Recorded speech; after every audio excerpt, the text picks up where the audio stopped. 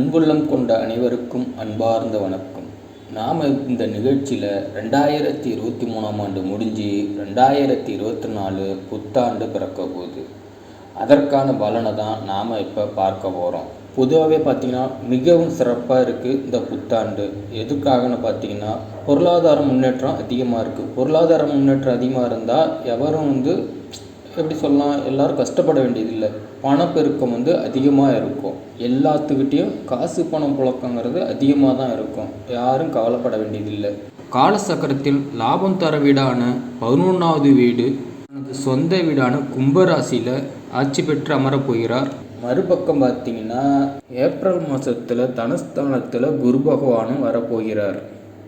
இவங்க 2 பேரும் சேர்ந்தால் என்ன நடக்குன்னா, உங்களுக்கு அதாவது நாட்டில் உள்ள அனைவருக்குமே பொருளாதார நிலை சிறப்பாக இருக்கும். சரி, இது பொதுவாக இருக்குது. இந்த 2024 புத்தாண்டு எப்படி இருக்கும்னு பார்த்தீங்கன்னா, சோபகிருது வருடம் மார்கழி மாதம் 16ஆம் தேதி திங்கட்கிழமை இந்த புத்தாண்டு பிறக்க போகுது. இப்போ பார்த்தீங்கன்னா இந்த ஆண்டுக்கான கிரக நிலைகள் எங்கெங்கே யார் இருக்கா, இவங்களால் என்ன பலன் கிடைக்கும் இந்த 12 ராசிகளுக்கும் அப்படிங்கிறத நாம் இப்போ பார்க்கலாம். கிரக நிலைகள்னு பார்த்தீங்கன்னா 2ஆம் இடமான குடும்பஸ்தானத்தின் அதிபதியான சுக்கிரன் மற்றும் புதன் வக்கிர நிலையில் சஞ்சரிக்கின்றனர். 3ஆம் இடமான தைரியம் இளைய சகோதர ஸ்தானத்தில் சூரியனும் மற்றும் செவ்வாய் சஞ்சாரம் நடக்க உள்ளது. 6ஆம் இடமான சத்துருஸ்தானத்தில் ராகுவும் சஞ்சாரம் நடக்கிறது. 7ஆம் இடத்துல கலத்திரஸ்தானத்தில் குரு சஞ்சாரம் பண்ணுறாரு. சந்திரன் லாபஸ்தானத்தில் சஞ்சரிக்கின்றார். 12ஆம் இடமான விரயஸ்தானத்தில் கேது இருக்கார். ஆண்டின் தொடக்கத்தில் குரு பகவான் மேசராசியில் அமர்ந்து 5ஆம் பார்வையாக லாபஸ்தானத்தையும் 7ஆம் பார்வையாகவும் பார்க்கிறார். 9ஆம் பார்வையாக தைரியஸ்தானத்தில் இருக்கார். அதே போல் சனி பகவானும் 3ஆம் பார்வையாக கலஸ்திரஸ்தானத்தில் இருக்கார். 7ஆம் பார்வையாக சிம்மராசியிலும் 10ஆம் பார்வையாக குடும்பஸ்தானத்தின் மீதும் விழுகின்றார். மே 1ஆம் தேதிக்கு பேர் குரு பகவான் மேஷராசியிலிருந்து ரிஷபராசிக்கு பயிற்சியாக இருக்கார். முக்கிய கிரகங்களின் அடிப்படையில் 12 ராசிகளுக்கும் எப்படிப்பட்ட பலன் வழங்கும் என்று பார்க்கலாம். விருச்சிக ராசி அன்பர்களுக்கான இந்த 2024 புத்தாண்டு உங்களுக்கு எப்படிப்பட்ட பலனை வழங்கும் என்று பார்க்கலாம். இந்த புத்தாண்டில் பார்த்தீங்கன்னா உங்களுக்கு கலவையான பலன்கள் தான் இருக்கின்றது. அது எப்படின்னு பார்த்தீங்கன்னா, ஒரு பக்கம் நல்லதாக நடக்கும், ஒரு பக்கம் கெட்டதாக நடக்க வாய்ப்பு இருக்குது. அதனால் பார்த்தீங்கன்னா இந்த பதிவு பார்த்தீங்கன்னா மிகவும் முக்கியமான பதிவாக இருக்குது. இந்த விருச்சிக ராசி அன்பர்களுக்கான பதிவாகவே இருக்கும். விருச்சிக ராசி அன்பர்களுக்கு அர்த்தாஷ்டம சனியின் ஆதிக்கம் தொடங்குது. சனி பகவான் பார்த்தீங்கன்னா அர்த்தாஷ்டம சனியாக 4ஆம் இடத்துல வர்றாரு. 4வது வீடான கும்பராசியில் ஆட்சி பெற்று அவர் உட்கார போகிறாரு. இந்த அர்த்தாஷ்டம சனி உங்களுக்கு நல்லது செய்யுமா கெட்டது செய்யுமா நீங்கள் குழப்பிக்க வேண்டாம். அர்த்தாஷ்டம சனிங்கிறது அஷ்டம சனியில் பாதி அப்படின்னு பயப்படலாம் வேண்டியதில்லை. அதோட பார்த்தீங்கன்னா உங்களுக்கு 5வது வீடான பூர்வ புண்ணியஸ்தானத்தில் ராகுவும் உட்கார்ந்துருக்காரு. இந்த இடத்துல ராகு உட்கார்ந்து எப்படிப்பட்ட பலனை வழங்குவாரோன்னு நம்ம பார்த்துடலாம். குரு பகவான் 6வது வீட்டில் அவரும் அமர்ந்திருக்காரு. அதாவது நம்ம ஊரில் சொல்லுவாங்க, 6ல் குரு வந்தால் ஊரில் பகை ஏற்படும், சண்டை ஏற்படும் அப்படின்னு சொல்லுவாங்க.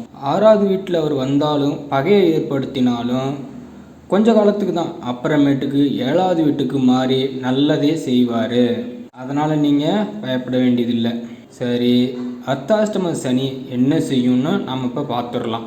வருடம் தொடங்கும் போதே அர்த்தாஷ்டம சனி ராசிக்கு 4வது வீட்டில் சனி பகவான் இருக்கும்போது முதல்ல அவர் என்ன பண்ணுவார்னா, உடலில் பிணி நோயை உண்டாக்குவார். பிணினா எப்படின்னு பார்த்தீங்கன்னா உங்களுக்கே தெரியும், மெலிசாக இருப்பீங்க, திடீர்னு குண்டாயிடுவீங்க, திடீர்னு கை கால் வலி, மூட்டு வலி, இந்த மாதிரி பிரச்சனைகள்லாம் வரும். தைராய்டு பிரச்சனை, இது மாதிரி பிரச்சனைகள் உடலை புண்ணப்படுத்தும்.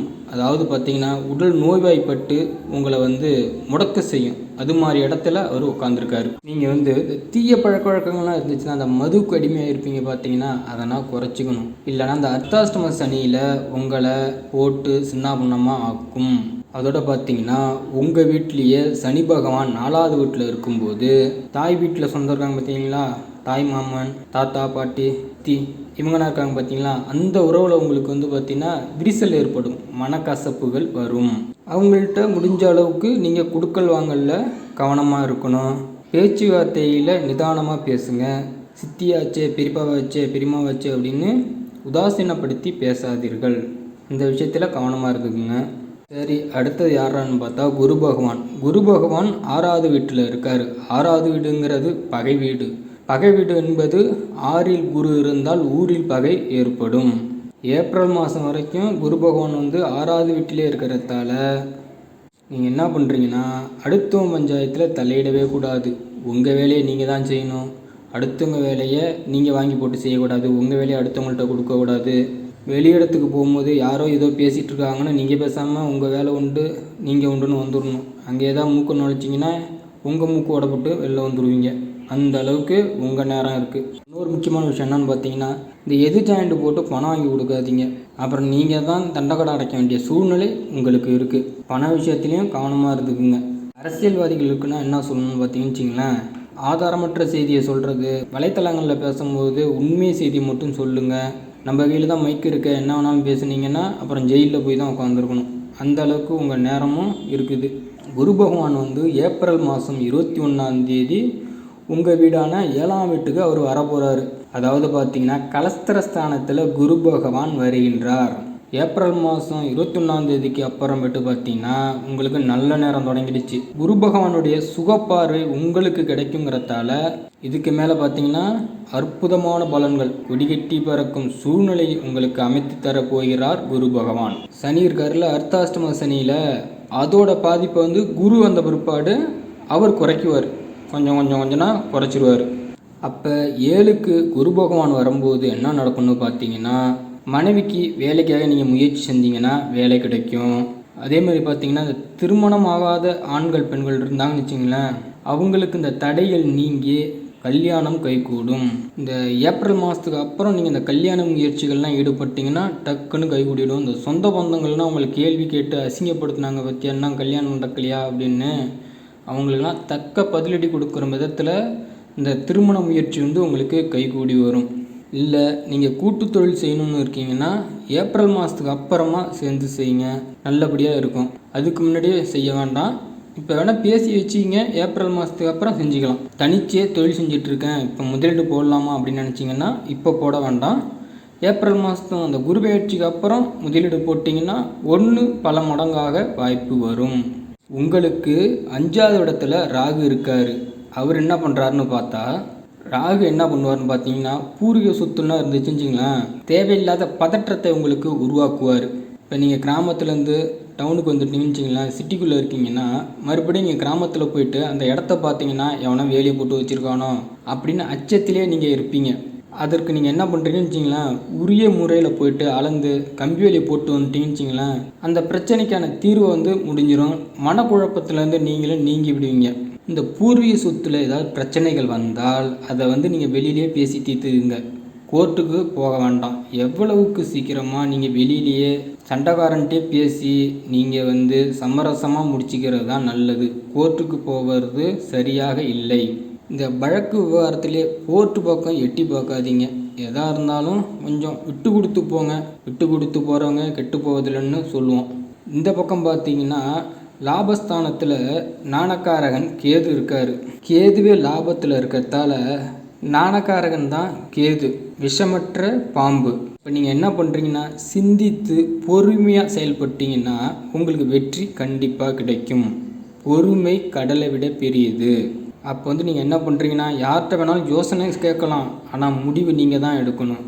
உங்களோட பேச்சை 4 பேர் கேட்குற அளவுக்கு நீங்கள் தான் இருப்பீங்க. உங்களுடைய சொல் வேத சொல்லாக இருக்கும். ஒரு முக்கிய பிரச்சனைகள் வந்தாலும் அதை நீங்கள் தீர்த்து வச்சு அதை உங்கள் சொல் நீதி தவறாமல் இருக்கும். கரெக்டாக சொல்கிறாங்கப்பா அப்படின்னு மற்றவங்க பேசுகிற அளவுக்கு நீங்கள் நடந்துப்பீங்க. இல்லை ஒரு நிர்வாகத்தில் பணிபுரிஞ்சாலும் ஒரு முக்கிய பொறுப்பு உங்கள்கிட்ட கொடுத்தா திறமையாக செஞ்சு அதை வெற்றியும் பெற வைப்பீங்க. அதனால் உங்கள்கிட்ட எல்லா பொறுப்புகளையும் உங்கள்கிட்ட தான் ஒப்படைக்கணும், இவங்கள்ட்ட ஒப்படைச்சா கரெக்டாக செய்வாங்க அப்படிங்கிற நம்பிக்கையை நீங்கள் பெற்று விடுவீங்க.